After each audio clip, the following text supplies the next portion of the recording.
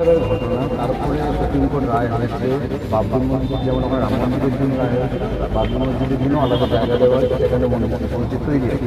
এতদিন পর হওয়ার পরে এই নির্বাচনের আগে শাসক দলের বিধায়ক মানে আমি অদ্ভুতভাবে একটা জিনিস লক্ষ্য করছি যে শাসক দলের কোনো কিছু হলেই তাদের পার্টির পক্ষ থেকে মুখপত্র আছে, হাজারো মুখপত্র, কারণ কখন কে মুখপত্র হয় তারাও জানে না, থাকছেন টাকা অব্যাহতি দেওয়া হচ্ছে সেও জানে না, মিডিয়ার মাধ্যমে সে জানতে পারে টাকা অব্যাহতি দেওয়া হচ্ছে, তাদের পক্ষ থেকে একটাও কি শব্দ নাই।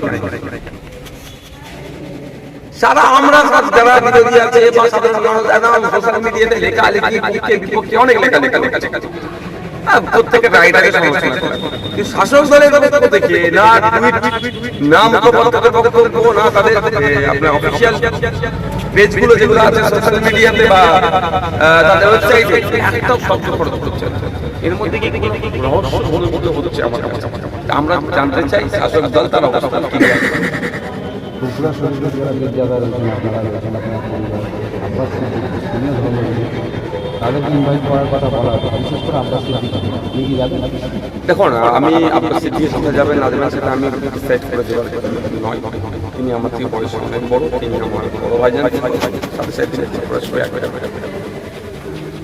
একজন গুরুত্বপূর্ণ সদস্য, তবে তিনি যথেষ্ট বিচক্ষণ।